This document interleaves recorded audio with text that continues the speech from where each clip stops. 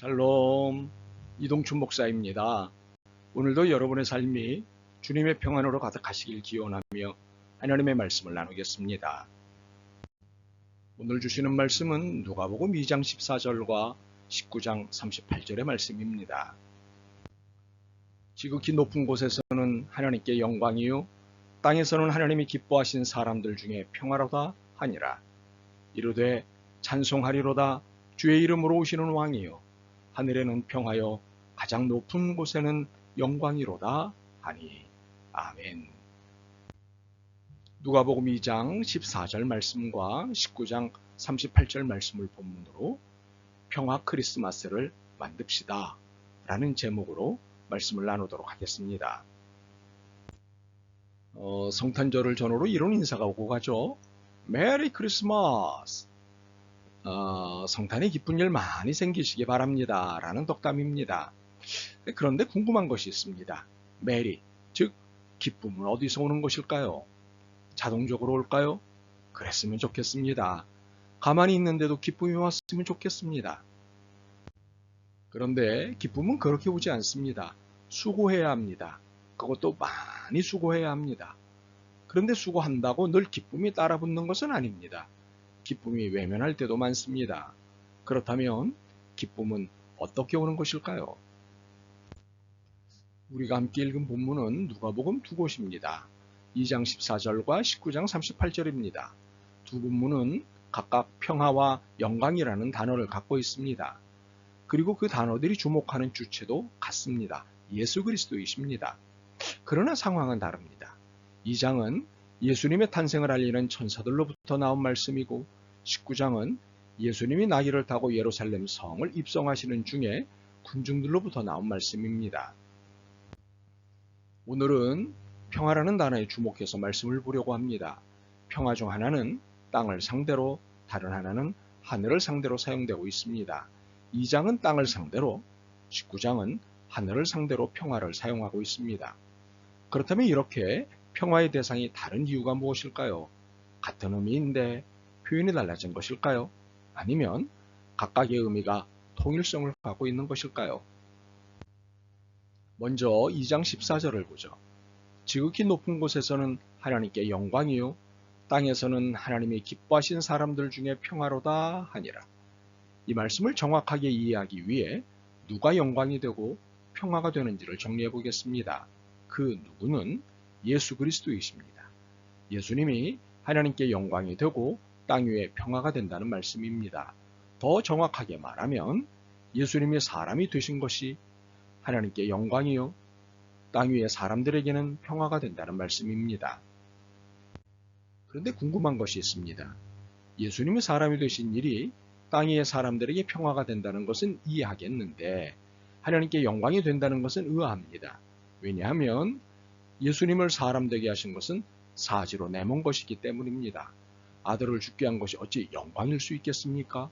그런데 천사들은 이것을 하나님께 영광이라고 찬양하였습니다. 이유가 무엇일까요? 하나님께는 자신이나 아들보다 땅 위의 사람들이 더 중요했기 때문입니다. 땅에서는 하나님이 기뻐하신 사람들 중에 평화로다. 물론 하나님의 선택적 혹은 선별적 입장이긴 하지만 기본적으로는 하나님이 지으신 모든 사람이 선택적 대상입니다.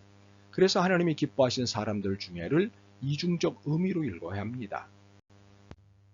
여하튼 하나님의 관심과 사랑은 이 땅 위에 살고 있는 모든 사람들입니다. 그래서 사람이 되신 예수님 때문에 죄로부터 해방되어 누리는 평화의 임함이 하나님께 영광이 되는 것입니다.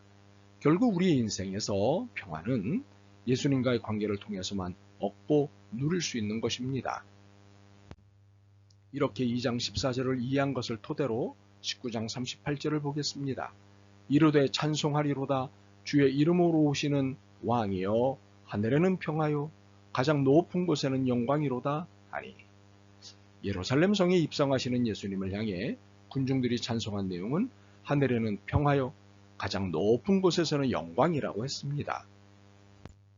자, 2장 14절에서는 땅에는 평화인 것이 19장 38절에서는 하늘에는 평화가 됩니다. 땅은 없어지고 하늘만 찬양됩니다. 이유가 무엇일까요? 하나님이 땅을 포기하셨다는 뜻일까요?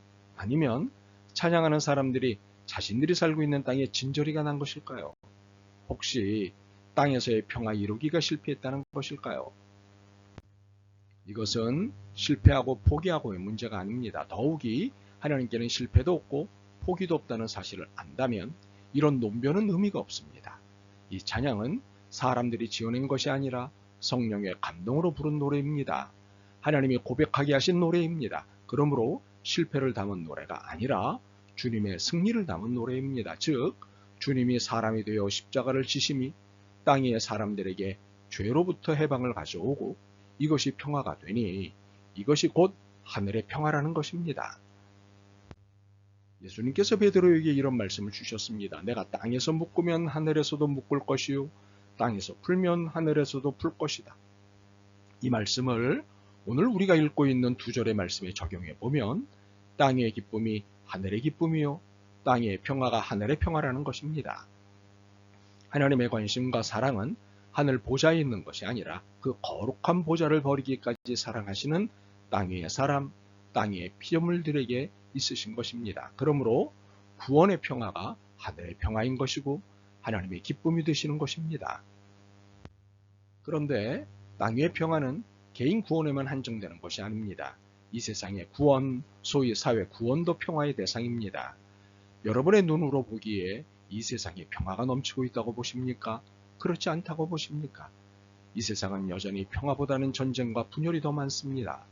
구원받은 백성들보다는 구원받지 못한 백성들이 훨씬 더 많습니다.